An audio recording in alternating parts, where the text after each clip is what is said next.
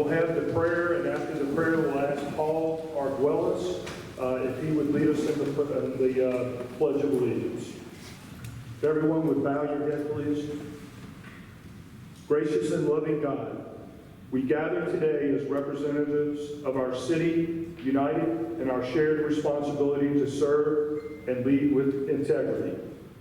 We ask for your guidance as we make important decisions, appoint directors, and discuss tough issues that impact our community. Grant us wisdom, discernment, and patience as we listen to one another, respecting each other's perspectives and voices. May our actions reflect dignity, humility, and a genuine commitment to the well-being of all our residents. Bless our efforts, foster unity among us, and help us to lead with integrity and compassion. May our work here be for the good of our city and in accordance with your will. Amen. Amen.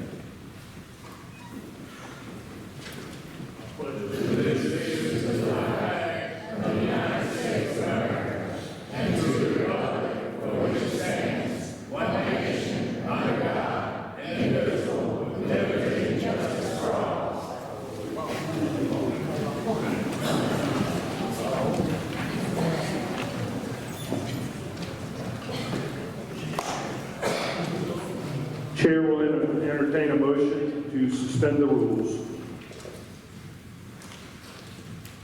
Motion to suspend the rules. All right, Mr. Creel, do I have a second? All right. We have a second by Mr. Nail. Any discussion? All in favor? Those opposed? 6-1. The clerk would read the revisions. To the consent agenda, we're removing 5I, resolution authorizing purchase of engine turbo 9 charger for the fire department. Adding 5CC, resolution confirming appointment of James C. Steele as municipal court judge. And adding 5BB, resolution confirming appointment of April L. Redding as municipal court judge. Thank you. The chair entertain a motion to approve the agenda as amended. Moved by Mr. Creel. Seconded by Mr. Gray. Any discussion? Yes, Mr. President, I want to explain why I'm voting against suspending the rules and approving the amended agenda. Again, we have a couple of items late to the agenda, and this happens from time to time. And sometimes these items that are added to the agenda late, since they're not publicly online with the rest of the agenda because they've missed some deadlines, it may be something that's added. In this case, it's not, but in some instances, there are items that other folks in the community might have an interest in, but because it doesn't appear on the public agenda and is added here on the amended agenda, they're not able to be present if they want to follow the discussion or comment for that matter. So that's it. Thank you, Mr. President. Thank you, Mr. Tisdale. Any other comments? I'd just like to add, with all respect to Mr. Tisdale's comments, it's certainly subject to his interpretation. Some believe that this is the opportunity to add subjects, whatever degree in depth they are, and that's why we have this process. Any other comments? All in favor? Those opposed? Motion carries 6-1. All right.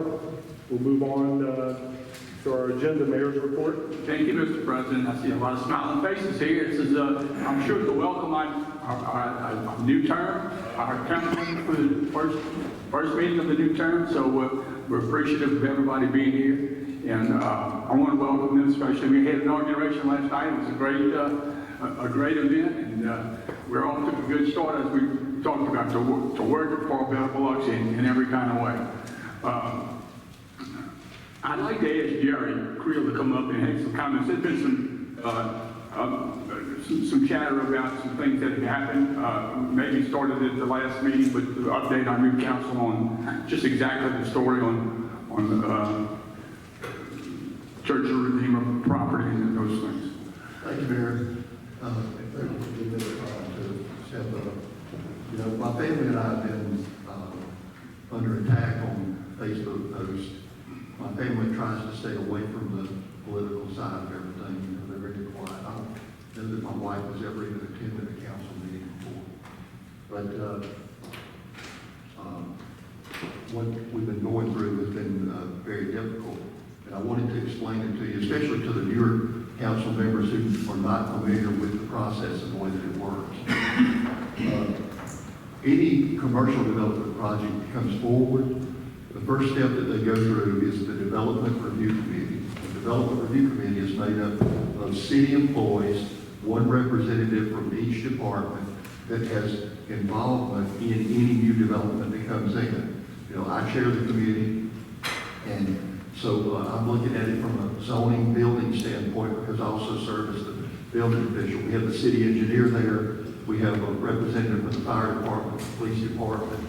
We have a representative from the tree committee who is there. Ms. Susan Peterson, who is the chairman of the tree committee, is there. And of course, we advertise the DRC agenda every Friday so that the public is informed. And if they want to come and participate, they can be there the next Wednesday when the meeting is actually held. We work very hard through DRC to make sure that we follow all the rules that we have, and especially when it comes to trees. The trees, the mission of the tree committee is to make sure that, I mean, it's private property, and those trees are private property. They're not owned by the community, they're not owned by the city of Biloxi for the most part. So our purpose there is to make sure that when a developer comes in, he locates that building in the best location on that property to save as many trees as possible. The ordinance actually says that we're to find the balance between economic development, allowing the developer to develop their property while saving as many protected trees as possible. So what we do is we work with that developer to make sure that the building is put in the right spot. Originally, when the project came in for the Church of the Redeemer property, it's going to be a Home 2 Suites hotel. They had it located over on the eastern side of the property near Velma. But there were 4 protected live oaks over on that side of the property. So as we worked with them, it was determined that they needed to move that structure over to the west side of the property next to the Waffle House. Now, one of the main reasons we did that is because we told them right up front, you are not to touch that ring in the oak tree, period. You know, that is sacred on that piece of property. So, as a result, 2 trees wound up having to come down to accommodate the development project. There was one up front, and the reason that it came out, it was not in the greatest shape in the world, and I have pictures to demonstrate everything I'm telling you tonight. That tree had to be removed because that's where the driveway would come in for the project, and the driveway had to be far enough away from the ring in the oak tree so that it wouldn't affect its limbs or affect its root system. So that tree came out. And what we found out since then is that the first contractor that worked on that tree didn't quite finish it. When I called him to ask him why he didn't finish it, he said, well, I ruined my chainsaw on it because the cavity of that tree was full of concrete. So I have pictures of that tree again, I'll be glad to show you.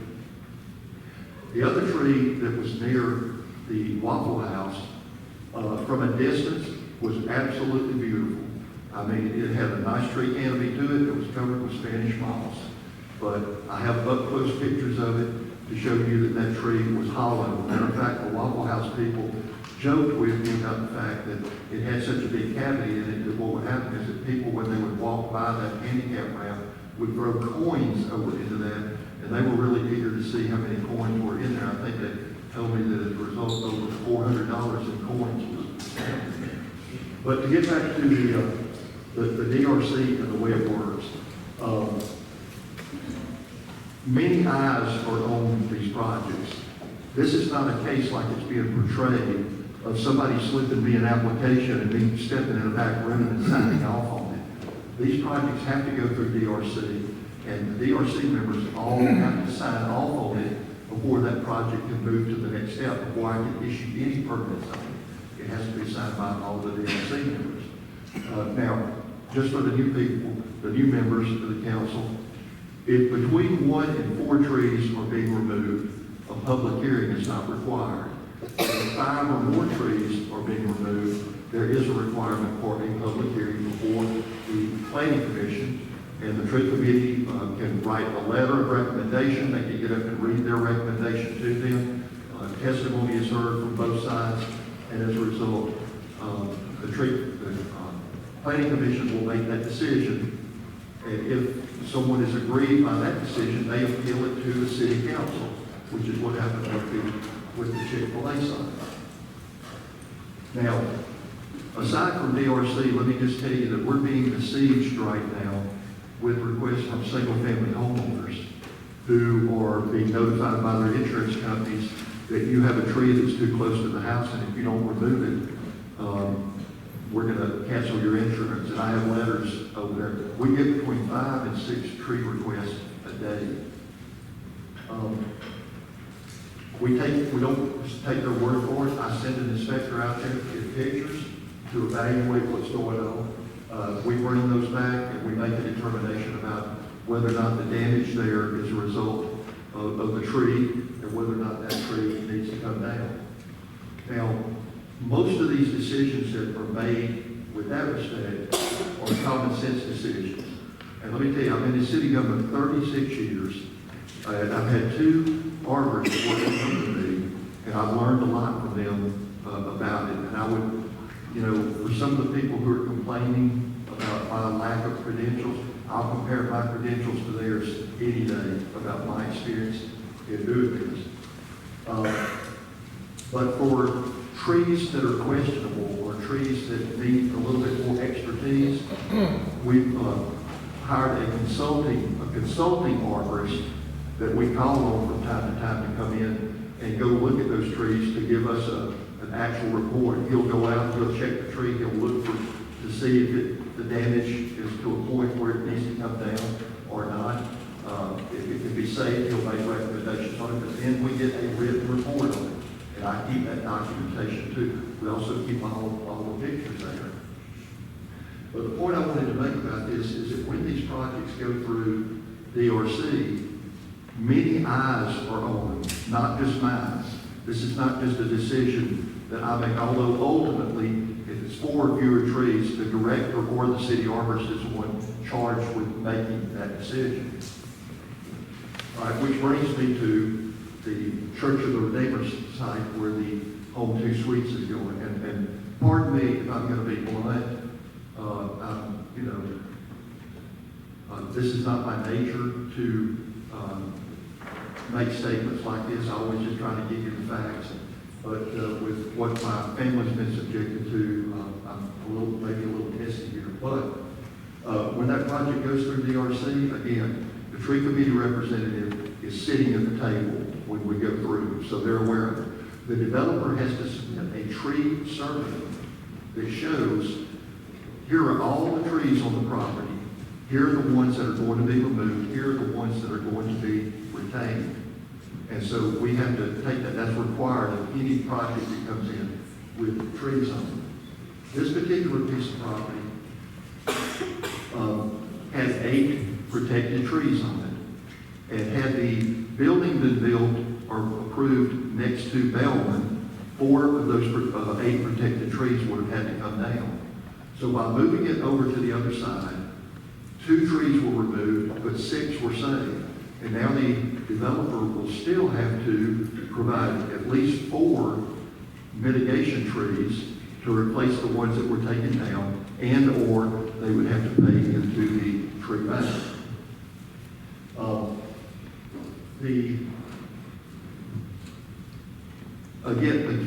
The cavity of the tree up front was filled with concrete, and the oak tree in the rear end looked beautiful. But I also had a tree contractor who has written me a letter about the tree that was in the rear. He was actually called by the Waffle House a year ago to come out and inspect that tree. And he told them that it was basically hollow on the inside. He said, when you get down to the root level, yes, it looks solid. But, excuse the term, he said, but when the tree comes down to the crotch, everything down to the crotch was hollow. And I've talked with a number of the employees at the Waffle House who told me that when they cut the limbs off the tree, that most of the limbs were hollow as well. This was also confirmed by the ISA and track certified arborists that we have on a consulting basis that went over to review the tree and came back with basically the same report. When he saw the tree and he saw the site plan for where the hotel was going, he said, well, first of all, if you trim that tree up, nothing's going to be left of the trunk. And he said, and once this building is going to be placed, when they drive those piles into the ground next to this tree trunk, it's going to destroy the root system there. Again, the ordinance allows property owners to remove trees on their property as long as they follow the mitigation requirements and go through the steps.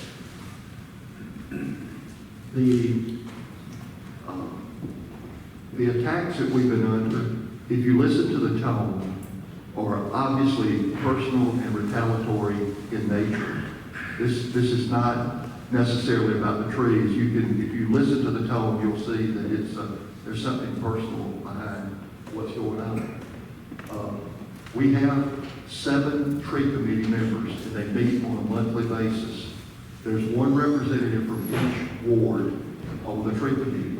And what I would suggest to you is that you speak to the tree representative from Ward 1, 3, 4, 6, and 7, and ask them where the problems are on the tree committee. I think they'll be very honest with you and let you know.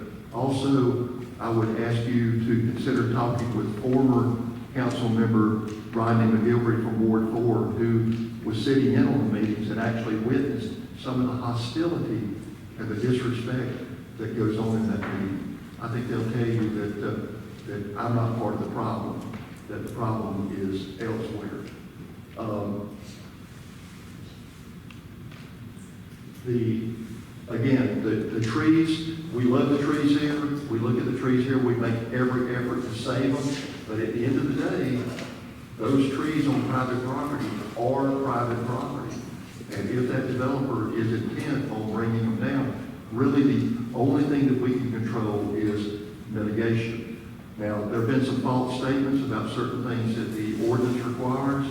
And and I'm sure we're going to hear some comments here tonight, and if the council has any questions about the ordinance, I'll be happy to step back up next. But thank you for your patience, and I appreciate you allowing me to speak. Thank you very much. Thank you, Gary. And I would like to say that I think our whole process with regard to development review committee is well done. It's a very effective situation, and we've I think our reputation in Biloxi on how helping people develop and move forward the right way as compared to some other places around here. So I'm proud of the whole process, and I think it's very fair. And thank you, Gary. And I do would ask you one thing too, is the council to spread the expenses of our Biloxi travel credit card to the minutes. Yeah, Ken. Mayor, last meeting, we requested perhaps Mr. Abai could speak on some of this information out there about Mardi Gras groups and maybe certain policies or issues. Could he do that? Could do this report, absolutely. Okay. Yeah. Thank you, Council President.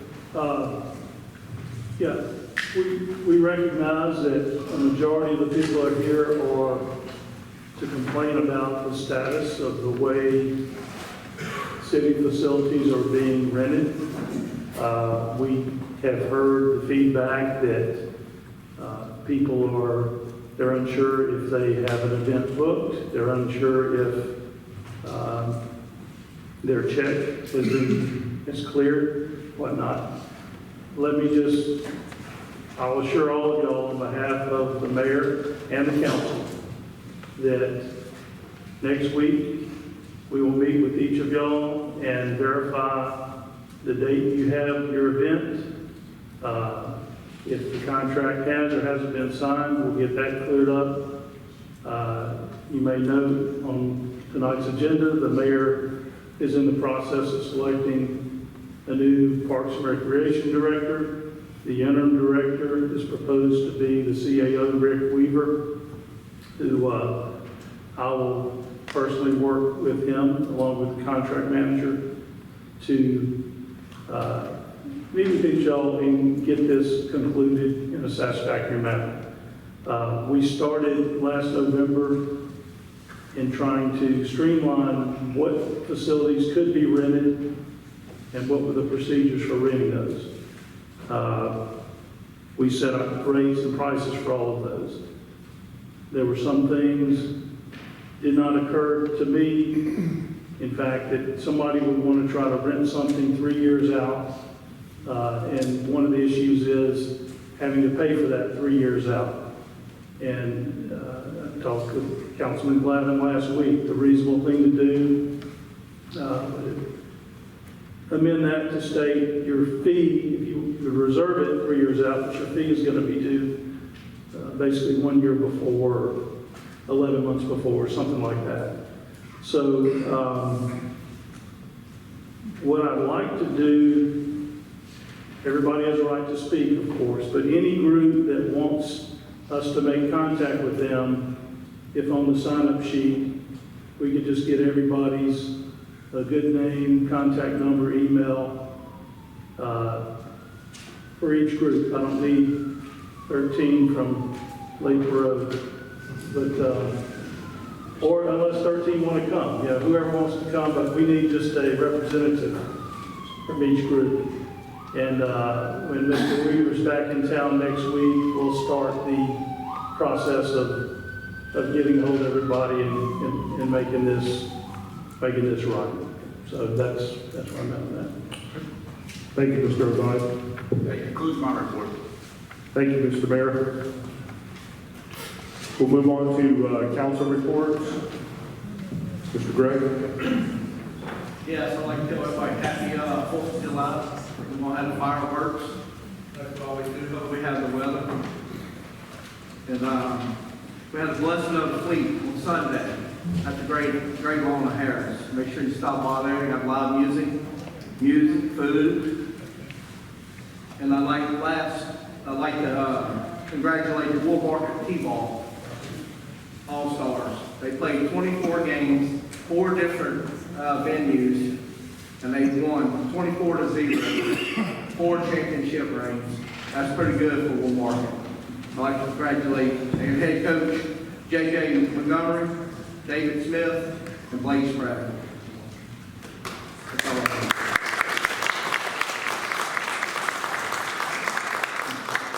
Mr. Marshall.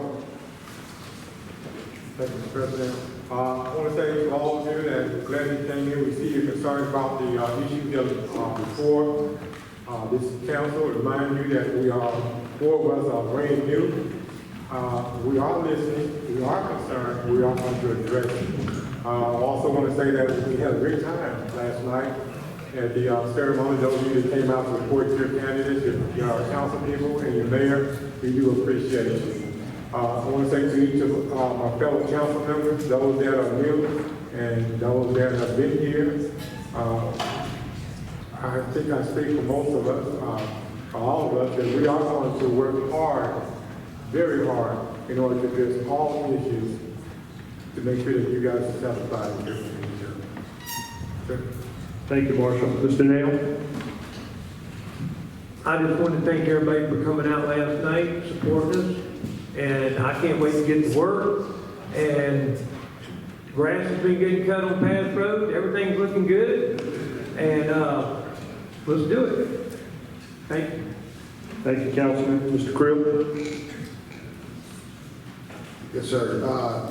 I'd like to send out a congratulations to Jeremy Hart. He just got selected as the new HOA president in the new Anchor's Landing subdivision over there off of Camp Wilkes. So congratulations to him. I look forward to working with him. Also, for those of you in the crowd, I wore my Mardi Gras purple tonight in solidarity with you guys, just so you know we're on your side. Just bear with us. This ordinance was introduced back in October of last year, so we're July, so that's it. We got a new team on board, and we'll certainly look to address those issues and see if we can rectify them for you. Had a great time last night. Thanks to all who came out, and more importantly, thanks to those who facilitated the event and made it happen and go as smooth as it did. Thank you. Thank you, Mr. Creel. Mr. Tisdale. Thank you. I look forward to working with all the new council members and most of the returning council.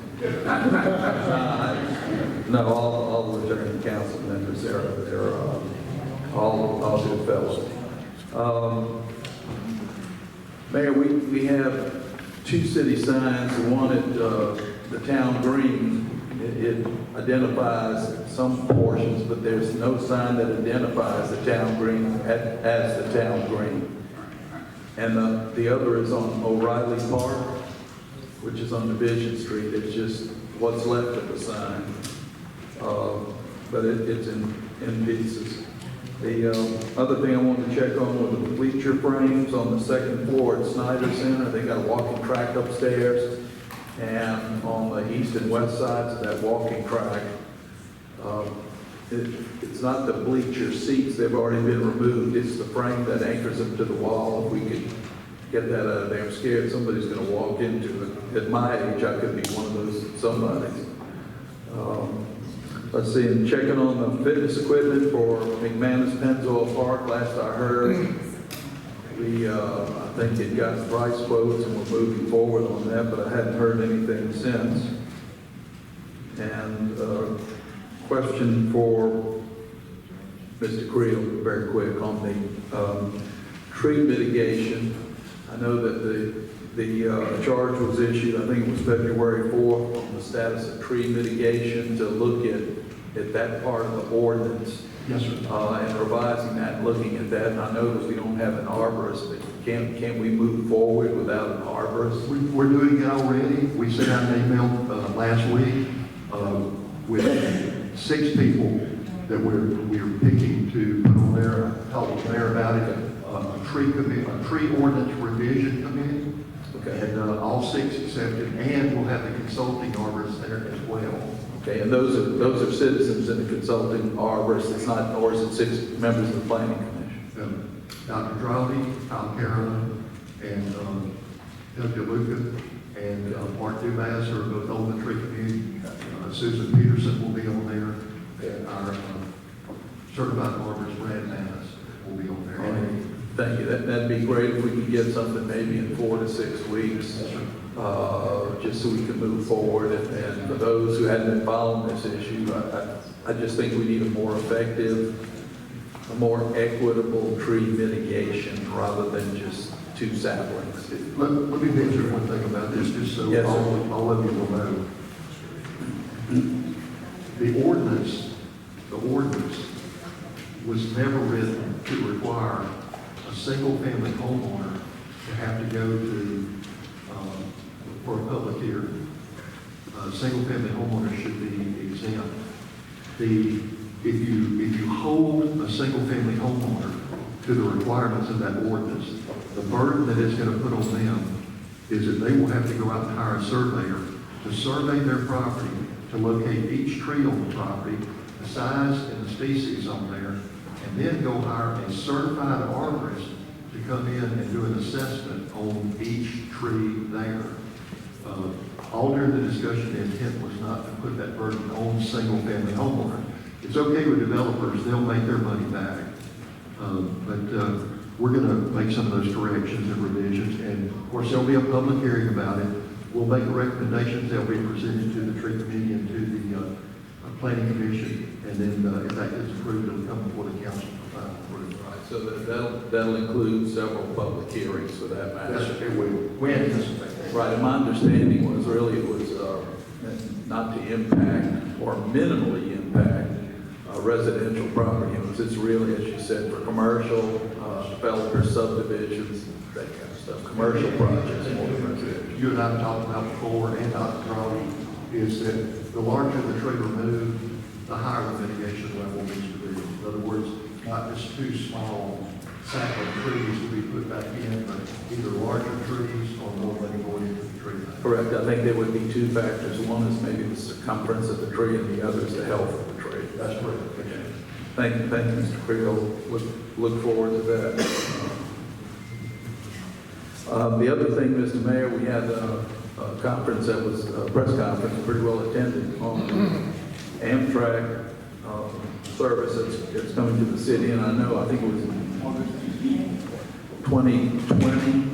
I think we had received a grant from the Southern Railway Commission, and then we terminated that grant a year later because it was somewhat premature and we were looking for local match. But what I'm getting to is what we have now is a temporary platform. And we were told by Amtrak and Southern Rail that they were going to actually expense that. We had some budget ready to Right. put our part, but they will be, and they reviewed the site and where it'll be going directly across from the existing ramp right now to tie closely into the CTA intermodal situation. So what we're talking about is new construction east of Raynor, right there by the railroad tracks, and as I recall, we have some sort of covered walkway or something, and signalization, and get that, okay, so that's, At their expense, so it's not, we're not going to be responsible for so there's no expense on the part of the that. city. As I understand. Do you know what kind of, have you heard anything about it? No, we don't know. Okay, might just be giving them all an umbrella. But August 18th, I think, is the, I think you can buy your tickets at Amtrak.com, Mardi Gras, right? I think that's what it's called. So it was a great press conference. We had people from Amtrak and Southern Rail and no one from CSX, but I think everything is in order, ready to go between New Orleans and Mobile. Hope we get some good visitation out of it. And it was, I recall, $15 for a family. That's what I heard. $18. 15 each way. All right, thank you, Mayor. That concludes my report. Thank you, Mr. Tisdale. Mr. Shoemaker. Yeah, just a few things. Just want to welcome the new council members. I'm looking forward to the next 4 years. I think we can do a lot of good, positive things for the city. I really do. The Thomason Medical Center on Shriners, I got an update from the project manager again today. He said everything's still looking like some point, maybe towards the end of the summer, they'll break ground. They had to make a few changes and change some plans on a few things, moving some things from first floor to the second floor, so they're working on all that now. So hopefully by the end of summer, they'll break ground. An update on the sidewalk on Wool Market Road and Lorraine Road, contractors are probably 95% finished. So hopefully, I know it's raining, we've had all this rain. They were out working today, but I would imagine here in the next couple of weeks, hopefully, they'll be finished with that. Had no complaints on the construction of it. So it's been, knock on wood, it's been real smooth. And lastly, for all the Mardi Gras, for all you Mardi Gras crews, like Councilman Creel said, 100%, I promise, we're working on the issues. They're going to be rectified, hopefully sooner than later. And Biloxi is not anti-Mardi Gras. I can't stress that enough. I know a lot of y'all have said some things that it seems like we are. I promise we're not. We don't want Mardi Gras to go anywhere. We want it to stay right here. We're going to work on this issue, and this will be done soon. That's all I have. Thanks. Thank you, Mr. Shoemaker. Mr. Creel. I'd be remiss if I didn't wish Mike Nail a happy birthday.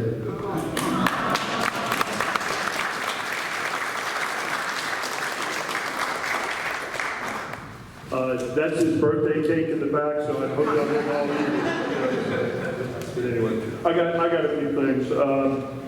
This is for Director Creel. We talked about some children at play signage, if you remember, on Wetzel. I rode by there a few days ago. I hadn't been there in the last 3 days, but do you know if those signs have been ordered or put up yet? Well, they actually make those in the sign shop. Okay. They'll come in tomorrow and make sure they go in. I appreciate the follow-up on that. Thank you very much. Christy Levitard. Thank you, Director.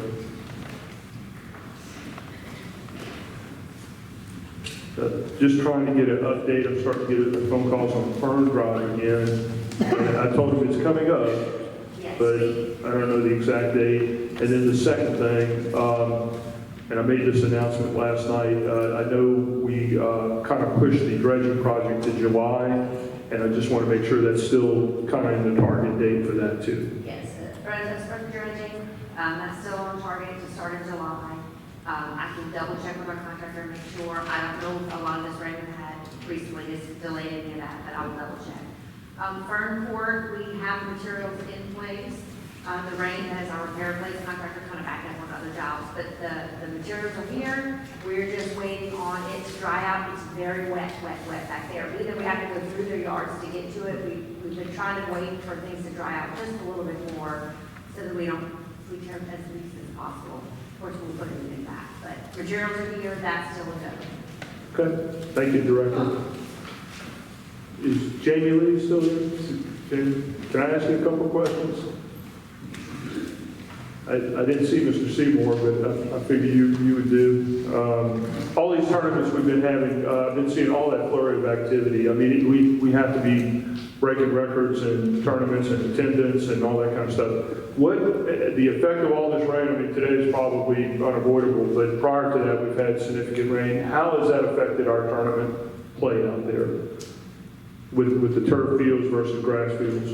The rain, of course, really hasn't been that big of an issue. Of course, the lightning is, we gotta keep people safe out there during the lightning when it's popping. But as far as, unless you just get a really, really heavy rain that comes down for a long time, the fields have been doing really well, draining really well. Some spots still in the outfield that we're looking at, improving on. So that's what we're going forward, hopefully, fall next summer. So the reports that are being provided by Coastal Mississippi, will those continue with all the tournament play that we have, or how do we plug into them when we get these reports, the economic impact reports? We work with the Coastal Mississippi rep, give them the numbers of what goes on during the tournament, number of teams, hopefully where they're staying, and so then they put together those reports and send the reports to us. So hopefully we'll continue to keep those going once we start back hosting those tournaments in the fall. We have budgets coming up, and I'm sure you've been engaged, and the director's been engaged with some of the communication, what the needs are, scoreboards, temporary fencing for some of these tournaments that are essential for them to come. Are they going to go somewhere else? Is there anything else besides, the two items that I'm kind of on my wish list as we move to the budget? Are there any other big needs, or Mayor, can you comment on that? If y'all have identified anything maybe we haven't discussed? The temporary fencing enables us to have the highest ticket item on the radar. Okay. I think it's meeting expectations, even exceeding expectations, and I think some of the activities we've seen as far as growth because of the position we're in to attract. But we're looking at every angle. Well, this is sort of the inaugural season, and we're trying to maximize. We did invest $6 million, and we're taking a look at the economics of it. We want to make sure it's effective and generates enough much revenue over the life cycle. So probably in 8 years, the turf lasts about 8 to 10 years, and so we've got to be on top of the economics of the situation and making sure we're right at the level, both of revenue generation, and that's what we're looking hard at. Well, I can tell you this, the image of Biloxi, all these parents, and grandparents, and kids that are and coaches on social media, it's through the roof, the positive comments that they never dreamed that we had this kind of facility in Biloxi. So it's making that impact, and that ought to be very positive for us going forward. Right, and just, to reiterate what the mayor's saying, what you're saying, Councilman, this was our first season of doing it. We are in a little lull right now, with the heat and everything, not a whole lot going on this time. We're going to get that kicked back up probably late August, 1st of September.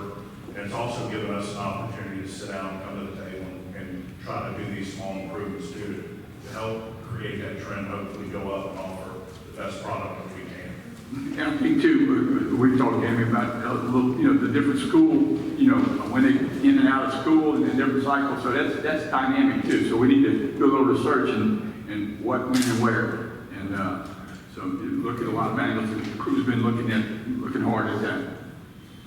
It sounds great. And look, we're not just the tournament play, our leagues, I've heard nothing but positive. And I've heard those kids say, I can't believe that I feel like a big leaguer. I mean, these are little 6, 7-year-old kids that they think they're on the top of the world. So let's keep it up. Well, I think to pat everybody on the back in that group, even the use of Savara Park and media has been uplifted, and they did a good job, especially in the lights. You can run by Iron Shield, you see that lit up like Yankee Stadium. So, and it's used up a lot of different ways. So it's on the whole, segment is on the right track, I think. Thank you. Thank you. Thank you, James. Thank you, Mayor. Got a couple more things. I know that we mentioned Amtrak, the press conference today. I want to mention something different. Amtrak Beautification Day was this past weekend. And from Main Street to Tyler, to Elsie's Hardware, to the Sergeants of Keesler, to the City of Biloxi volunteers, shout out to your new CAO Mayor, Mr. Weaver. He jumped in and provided resources for them to go down there and pressure wash, power clean, prep the whole station, pull the lights down. I understand Mississippi Power may be providing some funding for LED lighting under the walkway. But that's tremendous. What happened, the rains came, and they couldn't get to painting the actual paint. They did the primer and all that kind of stuff, so I promised Main Street that I'd issue a challenge to the city council. When they're ready to go paint, we need to answer that call. It don't take that long. And so Main Street calls, let's get a paintbrush, let's go down there and let's see how good you are, okay? Mr. President, I think on the lighting, the LED, they told us not to put that lighting in here because I think we're going to move it forward with that. Oh, is that right? Okay. All right, and He's trained. the last thing I will also want to reiterate, last night at the inauguration, certainly a new beginning for the new council members and the old, the existing council members, and it was a fun night. The speeches were really moving.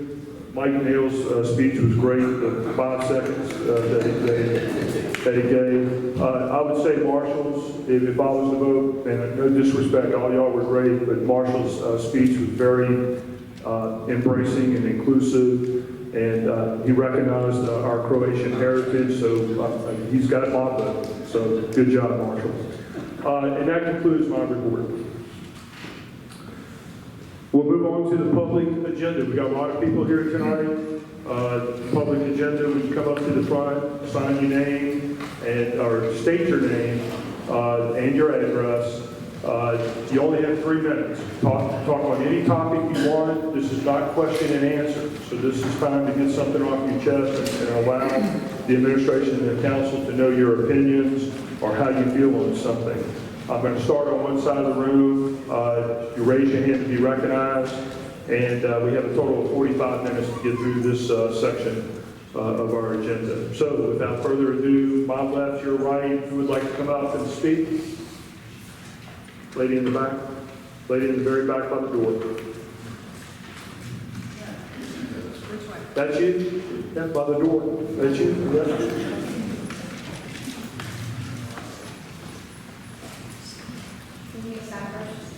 Sign in and then state your name and address, and you have 3 minutes.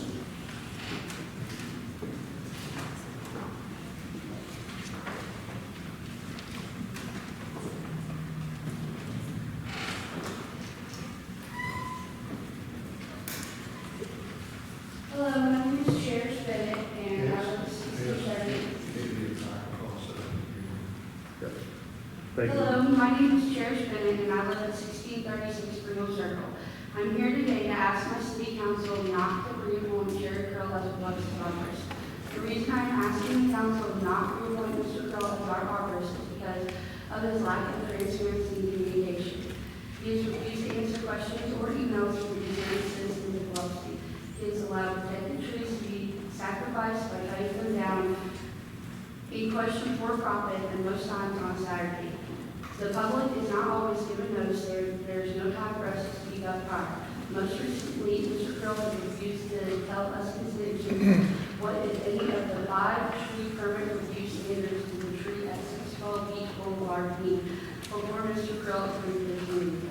If you look at the tree and picture of it after it was cut on a Saturday, in my opinion and others, there doesn't appear to be significant block. In closing, I am asking the council to not reappoint Mr. Curl as Biloxi Congress and to try to find Biloxi a true final arborist, one that we can keep current ourselves, that is legit our arborist.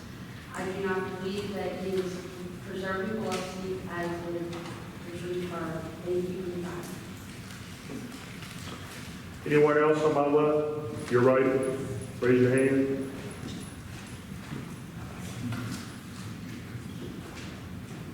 I'd say good evening, everybody. I signed in early in the back. I want to congratulate Mayor Fofo Gillis for a job well done on the campaign. Glad to see him back another 4 years. Sir, do you mind stating your name? Leroy Carney, I apologize. That's okay. 309 Keller. Thank you. And I want to congratulate the 4 new gentlemen that's sitting up there tonight. Y'all run a good campaign across Biloxi, each of your wards. Glad to see you all come through it. Mr. Marshall, been around this town for a long time. I've participated in campaigns for more than 65 years. You ran a tough campaign, my brother. And I guess a lot of people may take a little lesson from that. But some of you have to run as hard. But you're back because the people in your communities, in your ward, wanted you back. Glad to see Jamie Creel over there. And I just want to also echo the storm damage of Katrina, if you don't know this. It killed a lot of trees that salt from the beach, from the water. A lot of trees that had cavities in them. I lost 2 oak trees, probably 80 foot tall. And beautiful. Had cavities, they're rotten. And since Katrina, the part of it that fell down on the ground, it's rotted too. And there are a lot of other trees that the salt water affected. You know, not to try to put anybody else down that has to comment about what their complaints are. But just to know that the trees in the city, a lot of them that had cavities in them are dying. And you're going to have that problem for quite some time. I don't see it coming back. I put tar in the one I had. You know, you should take back in the old days, you put a bucket of tar down in there. It lasts for a while, but they're dying. So sometimes and the one that failed the last time, it almost took out a building next door to me, my neighbor, and a good limb saved the building. We were able to jack it up with powers and get it off the house without causing any severe damage. Y'all have a good day. Thank you, sir. My left, your right, lady in the pink.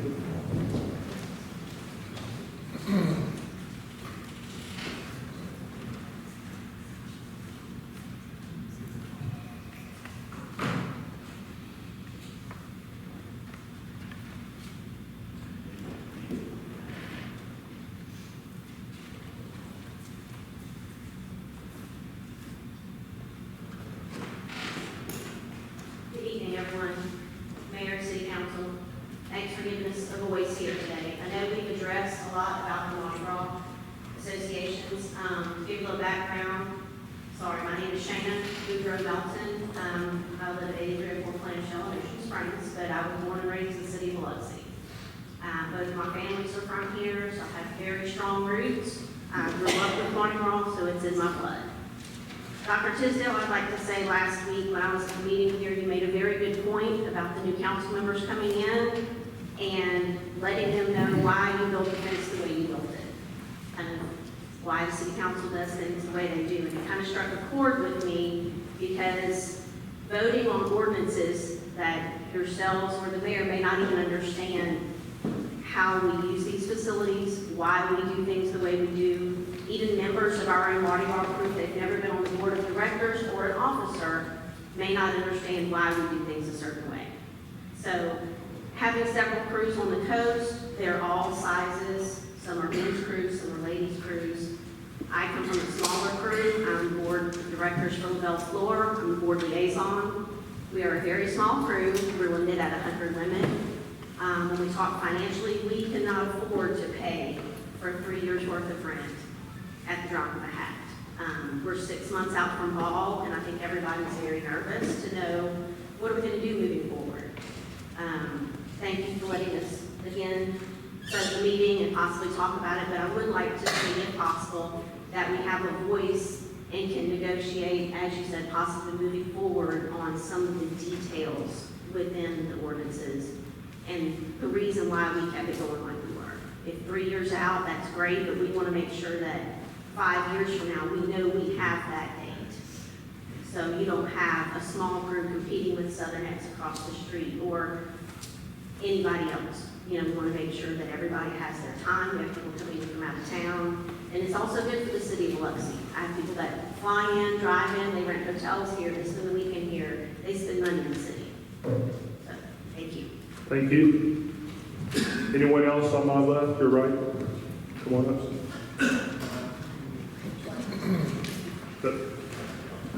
The back row, yep. You.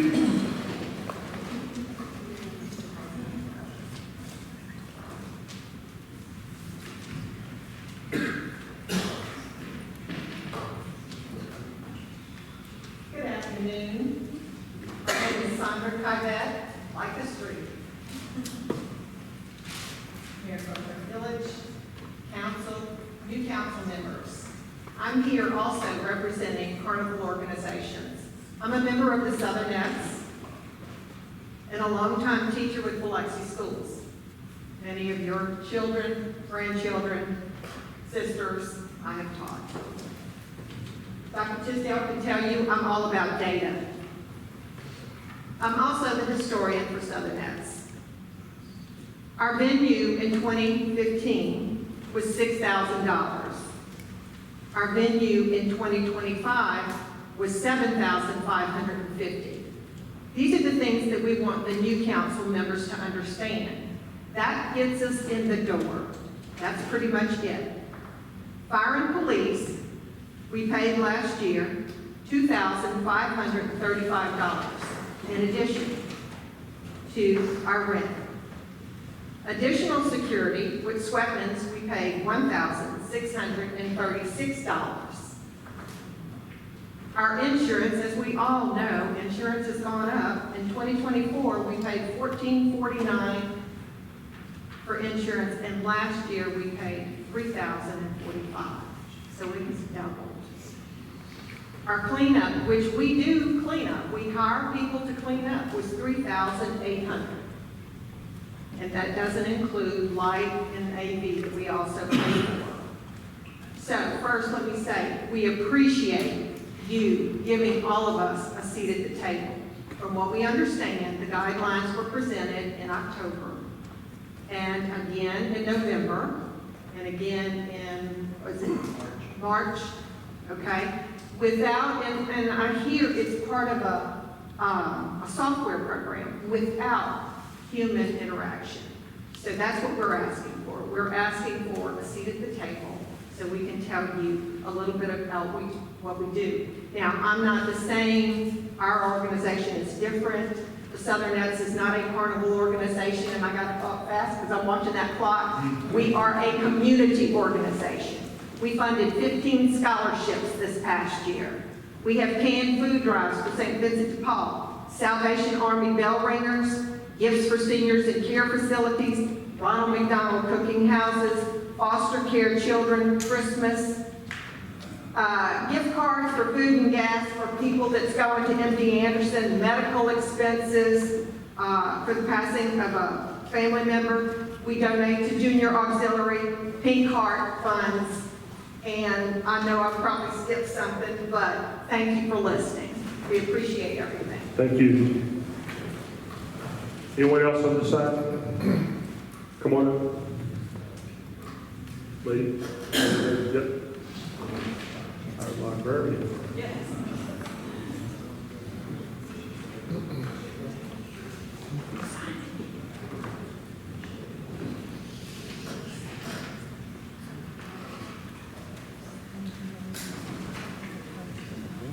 Good evening, council members. I am coming before you today. I'm Sarah Rusty. For those of you who are new, I've gotten a chance to meet a couple of you, and I look forward to meeting the rest of you and hopefully being new in our library branches in Biloxi. We have 4, and they're doing a lot of great things, especially during the summer and summer reading. So with that in mind, I brought one of our newest managers, who's Kyla Grace, and she's the manager at the Woolmarket Library, just to give her a moment to let you know some of the new and improved activities that are going on in our small branch, but very thriving. Thank you, Sarah. Hello. How are y'all doing? So, yes, my name is Kyla Grace. I'm the new manager of the Woolmarket Library. And I would just like to say how much I love my job. I love my job very much. And I've only been there for a couple of months. But the city portion of Woolmarket is thriving. And it's wonderful. And I would like to help continue doing that. So lately, the last couple of months, our Facebook profile has gone up over 200% in just our activity within the last 2 months. Our entrance for our summer reading program has gone up at least 25% compared to just last year, and that is increasingly growing each year. And so I just wanted to make Woolmarket Library apparent to everybody and show them that, hey, we do have these great services that's going on. Our summer reading program right now has been highlighted twice in the local news already, which has been wonderful. And we just want to make sure that our little tuck of the city of Biloxi is not getting forgotten. And so we have had a couple of needs that are from the city as far as just landscaping needs, building maintenance, and things like that. But we are connected to the city center. And so I would like for us to be able to utilize that space a little bit more as well. Our library itself is almost half the size of this room, but within the last month, we have had almost 900 people come and visit our library. And so it is literally booming within the library, and we are just trying to invite anybody and everybody we can, including our city and council members as well. So thank you so much for your time. Thank you. Anyone else on my left, your right, over on this side of the room? Raise your hand high. Anyone on my right, your left? All right.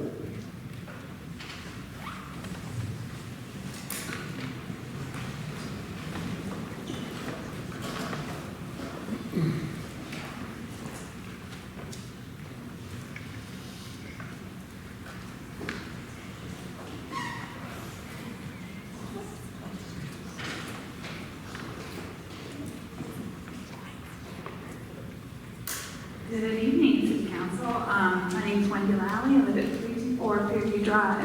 I just wanted to clarify a few things that Jerry Creel has said about the tree committee. I am on the tree committee. I am on Ward 5. I'm very proud to be on the tree committee. Jerry Creel had said that the tree committee sees all of the surveys and everything that's been done for the Church of Redeemer.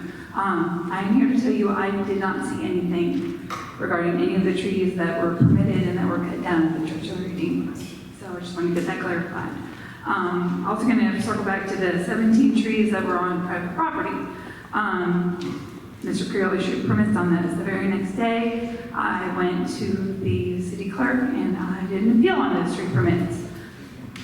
I understand we're not trying to make things hard on personal property owners. I have had trees cut down in my own yard, of which I've had to get permits for, but we do have rules, and we need to follow those rules. As mayor, as city council, you need to follow the rules. We have elected you into office to follow the rules.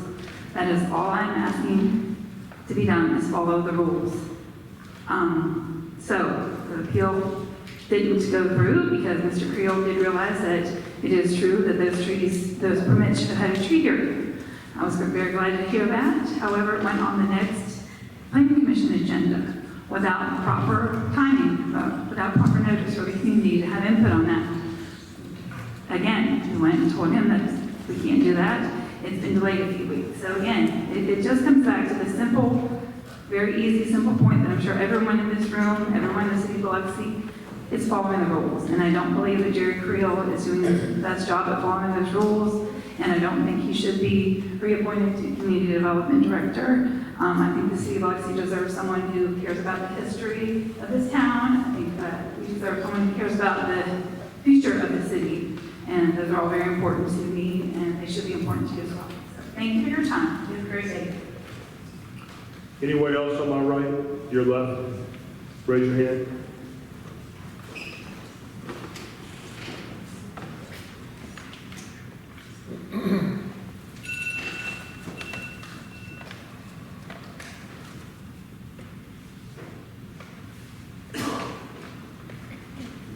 Thank you, gentlemen.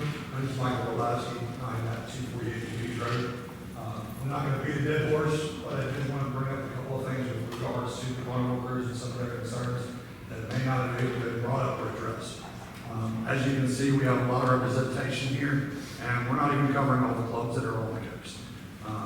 In Biloxi alone, for the last 20 years that I've been involved in carnival, all the clubs work together at different times to make sure that each can attend their own events and not clash with others. We have, from Crew of the Lodniers, which I'm the president this year, we have historically been 4 Saturdays prior to Fat Tuesday.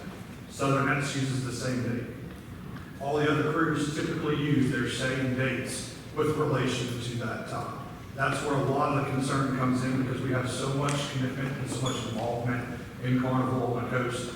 For any of that to get shuffled would throw what has worked for potentially 40 or 50 years into chaos.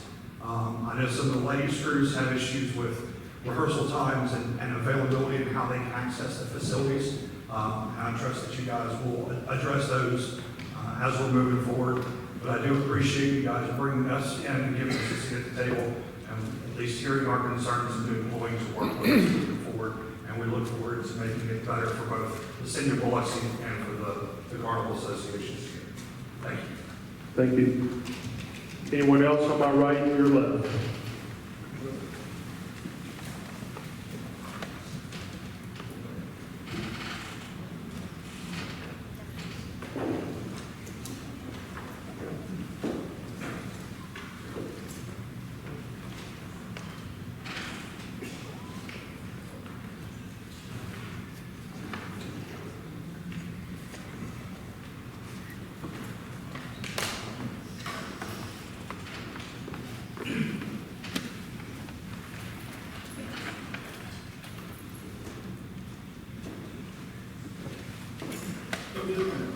My name is Susan Peterson. I live in Biloxi and Suncoast.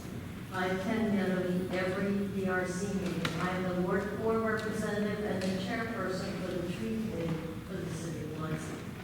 As we all know, the DRC Development Review Committee is an opportunity for homeowners, landowners, and developers to present and exchange information and then receive feedback and guidance from city representatives, like the planning office, the city representatives, engineering, public works, ARHC, the Architectural Review and Historical Commission, the floodplain representatives, the police and the fire department, etc. Mr. Creel chairs this committee and makes sure that the developers understand all of their options when they come to the meeting. This exchange of information is exactly what I have seen happen at every DRC meeting. The DRC is not a decision-making body. It only serves as an advisory role. The developers have to meet all the city codes before their plans are signed off or go forward. I attend the DRC meetings as a representative of the City of Biloxi Tree Committee. I do so because the City of Biloxi tree canopy, especially our protected trees, is a city priority and a priority of the majority of the citizens. As recommendations are provided to developers concerning trees, especially our protected trees, we ensure that those developers understand the city rules regarding removal of protected trees.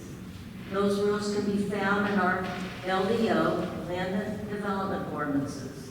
They are reminded of these rules by both Mr. Creel and me, and have provided a landscape plan that includes them to give to us when they finish their development. It has been my experience that in every tree clearing case, those developers listen to our guidance, ask good questions, and are interested in the recommendations that we make. Those recommendations are made after I and other members of the tree committee have visited the property under development sought information from knowledgeable tree sources that include their and our arborist report and reviewed the developer's plans. The recommendations we make include facility orientation, parking plans, fire department access, and viability and health of the trees on those properties. Developers always listen and attempt to follow our suggestions to the best of their ability for their development. I'm very proud of the work our planning office, especially Mr. Creel, and its people are doing to guide developers as our community continues to grow and develop. Thank you. Thank you. Anyone else? Gentlemen?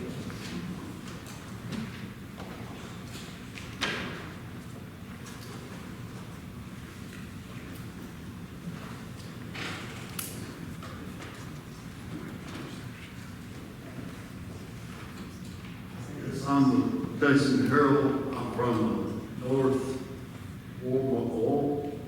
I'm sorry, I had a stroke, so I'm going to work up Farm Lane. Our ditches have not been cleaned out since I've lived here. I've been here 3 years. Everybody's tired of it. I mean, stuff done with it. There's fire plug in the middle of the ditch. My sewer, it goes up to the sewer. It's not going to cost of the ditch. Cost. I'm trying to get something done with all this. And a lot of people, there's a lot of culverts need to be replaced because they haven't been done for a long time. There's an easement on both sides of the road that goes back behind the houses that hadn't been done with it since the city took it over. I got 50-foot trees, pines, ready, and it had easement that fall on the house. It's a bad thing. I talked to them about it. I talked to them about it. I'm just trying to make sure that it's brought up. There's a lot of people there that's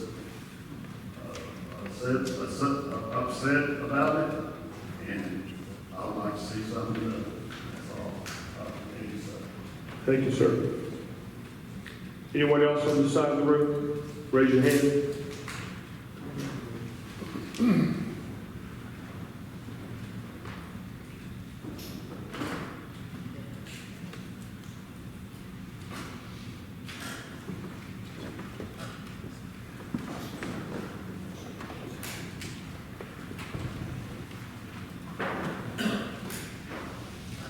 Wilson, 2244 Club Circle.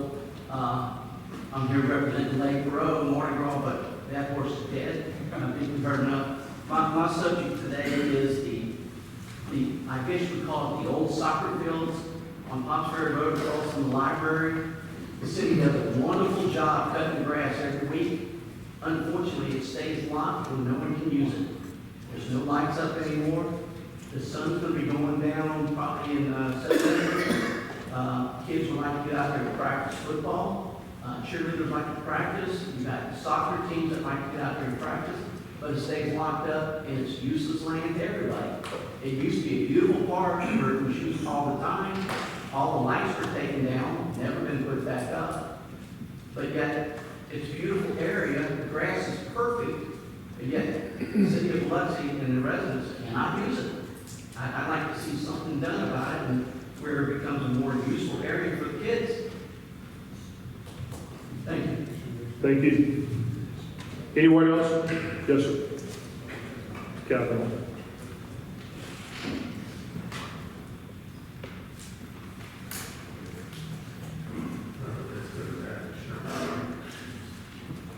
Mike, I'm always on 34 St. Jude, Airport.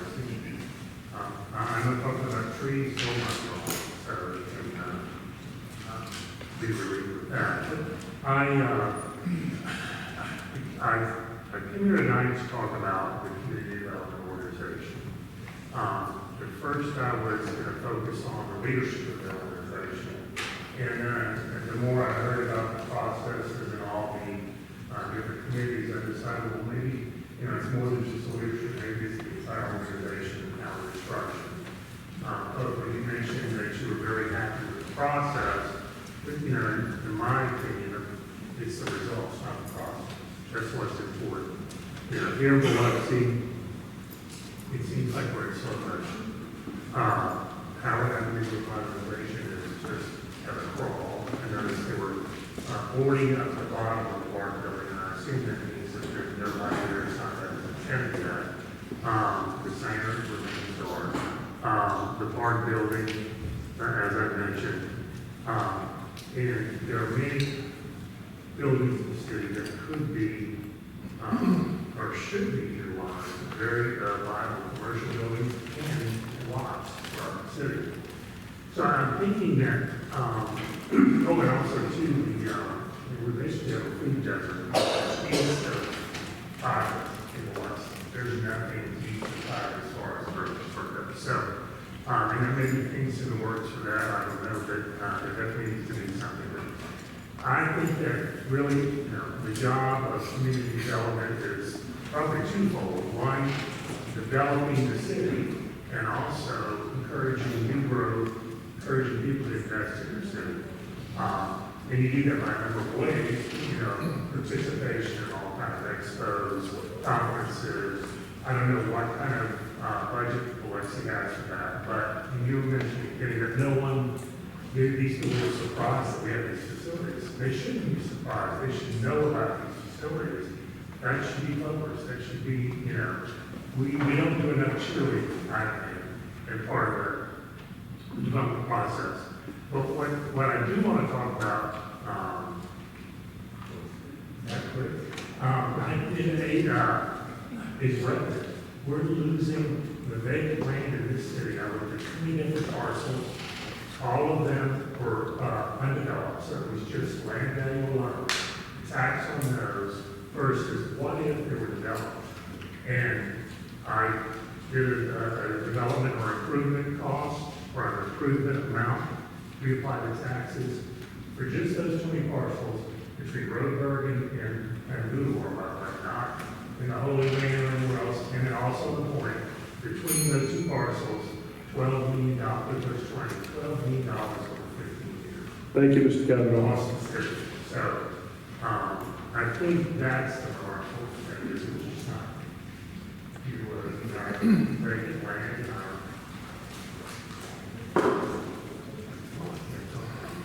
Anyone else on my right would like to come up and speak? Did I miss anybody? Did I miss anybody over here that changed your mind? Mr. President.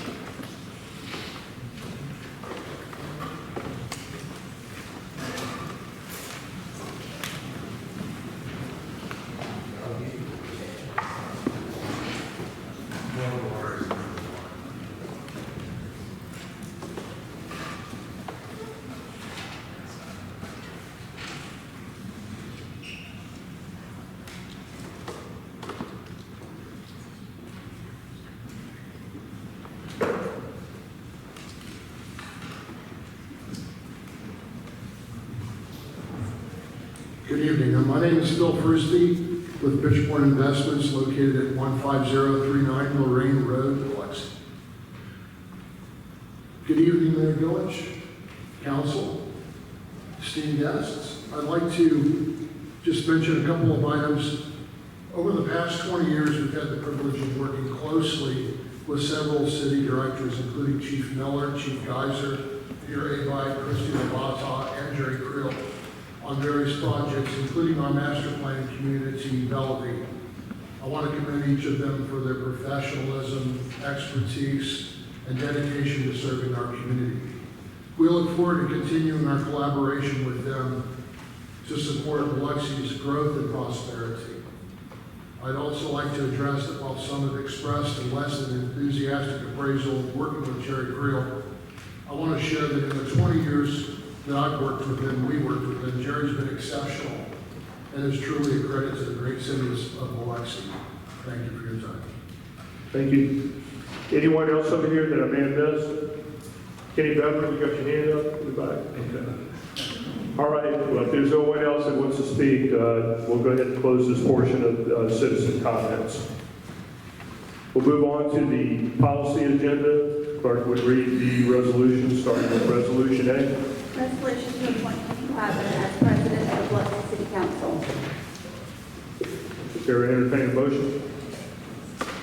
I'll move it. Moved by Mr. Shoemaker. Second by Mr. Tisdale. Discussion. There being none, all in favor? Those opposed? Motion carries. Thank you, gentlemen. Item B. Resolution to appoint Paul A. Tisdale as vice president of the Biloxi City Council.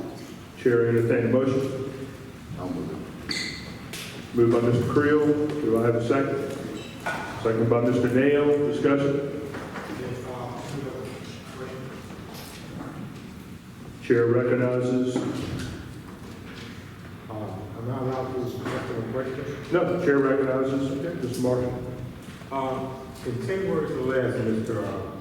Tisdale, can you tell me why you deserve that position? 10 words or less. This could be tough. You didn't ask the president that, did you? AM experience and have run meetings. Point of order, 10 words. Experience in running these meetings. Thank you very much. Thank you.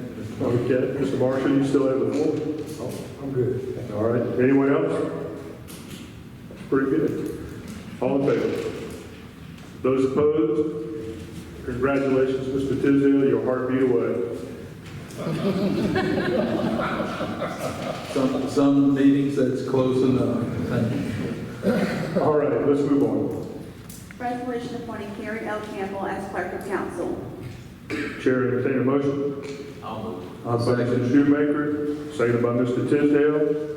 Mr. Shoemaker, discuss. I think she's done a fantastic job. She's been here many, many years. No complaints. Honestly, I don't think we could find a better person right now to do that, other than the other two clerks that are working with her for us. All right, thank you, Mr. Shoemaker. Mr. Tisdale? I have nothing to add. Anyone else would like to add anything? All right, chair call for the question. All in favor? Those opposed? Motion carries. Congratulations, Ms. Campbell. Item B. Resolution appointing Michelle C. Peterson as deputy clerk of council. I'll make that motion. Moved by Mr. Tisdale. I'll second. Seconded by Mr. Creel. Mr. Tisdale? Nothing to add. I've used up my 10 words. Mr. Creel? I defer my 10 words to Mr. Tisdale. Anyone else have anything to add? All in favor? All opposed? Motion carries unanimous. Congratulations. Item E. Resolution appointing Tanner Cook as deputy clerk of council. Chair, entertain a motion. I'll make a motion. All right. Moved by Mr. Did we move over there? Okay. Mr. Gray? Second by? All right. Mr. Nail? Mr. Gray? I think they've, actually all three of them has been wonderful through this process, with the new council coming on, and I think they all going to do wonderful. Thank you. Mr. Nail, anything to add? Anyone else? All in favor? Those opposed? Motion carries. Congratulations, Tanner. Item F. Resolution confirming appointment of Stephen B. Simpson as municipal court judge. I have a motion. So moved. Moved by Mr. Tisdale. Second. Seconded by Mr. Creel. Mr. Tisdale. Mr. Simpson is certainly capable. I'll just leave it at that. That was five or six words. Okay, you're doing good.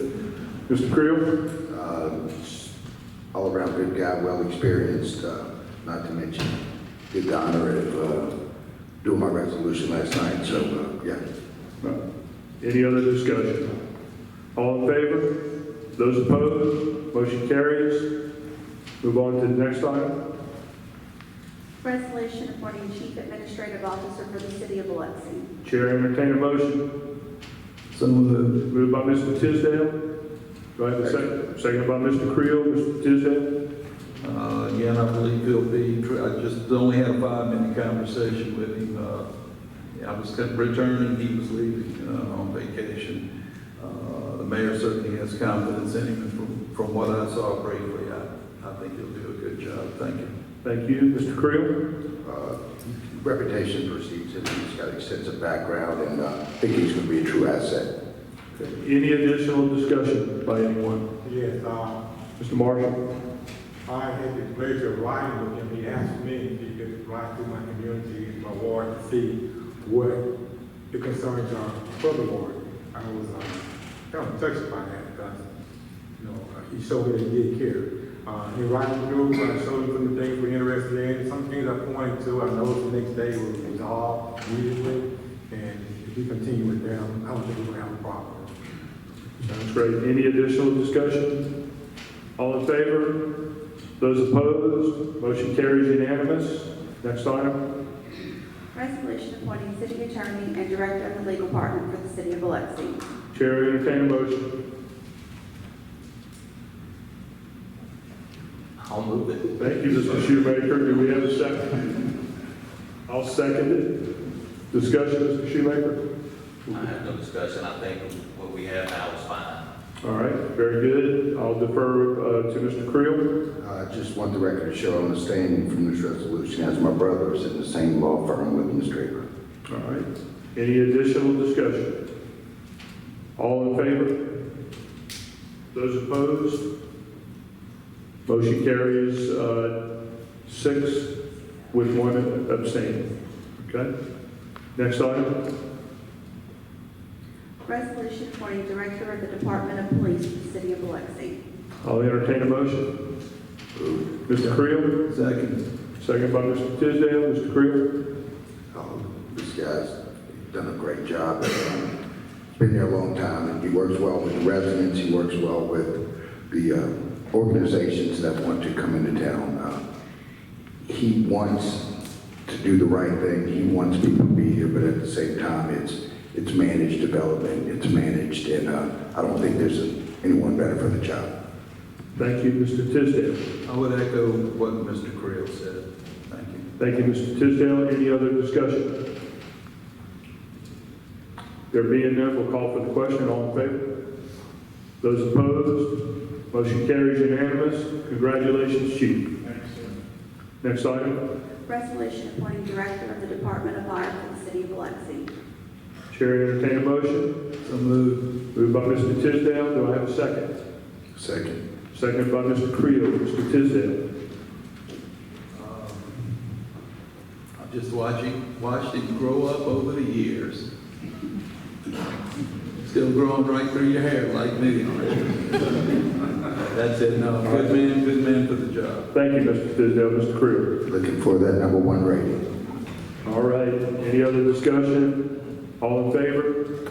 Those opposed? Motion carries unanimous. Congratulations, Director. Next item. Resolution appointing director of the Department of Community Development for the city of Biloxi. All right. Chair will entertain a motion. So moved. Moved by Mr. Creel. I'll second. Seconded by Mr. Shoemaker. Mr. Creel, you're not related or anything, or are you? Okay, just checking, just to make sure. He spells it with a K. I'm just kidding. No, listen, I know there's a lot of conflict when it comes to community development and the ordinances and the things you have to follow with the commissions. You're not going to make 100% happy. We just appreciate your communication with us like you did today, the transparency that you seem to provide. I've had several people reach out to me throughout this process that said that speak very highly of you and your efforts. So with that, I just appreciate it. Thank you. Thank you, Mr. Creel. Mr. Shoemaker, 10 words or less. That may be tough. That's fine. Great man for the job. Really, I want to echo what Councilman Creel said, and also I understand there's some conflict. It sounds like a lot of it is over tree ordinances. Mr. Creel is not an arborist. He's never claimed to be. However, he knows a lot about it, obviously, because he's worked with people that were arborists over the years. we don't have an arborist right now for the city. Somebody has to take that job. Somebody has to do it. And Mr. Creel's done it among many other jobs he has.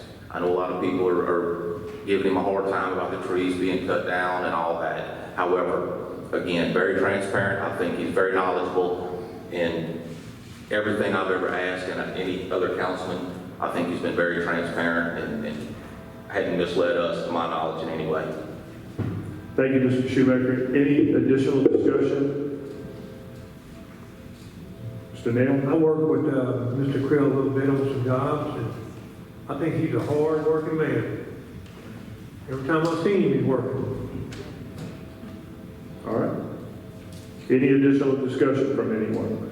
There being, all right, Mr. Tisdale? Just one comment, and that deals with the arborist. I believe as Mr. Creel explained, and this has been going on, I want to say for several months, a couple of months, that when there's a significant issue that apparently you don't feel comfortable with, and it may be that you feel that some folks may second guess you, we have a contract, I think, with professional arborists. I know we have several certifications. I don't know what they all are. I'm not educated there. So, but I know that apparently you have several certifications and classifications, and that, as you said, you have that gentleman come in and take a look. Yes, sir. So the fact that we have access to arbor services, even though you're not a certified arborist, I'm sure there are other cities that don't have certified arborists either. Okay, they make decisions. They may not have the same ordinances that we have, but where you feel your expertise is lacking or where it may be questioned, you call in a professional arborist. Is that accurate? Okay.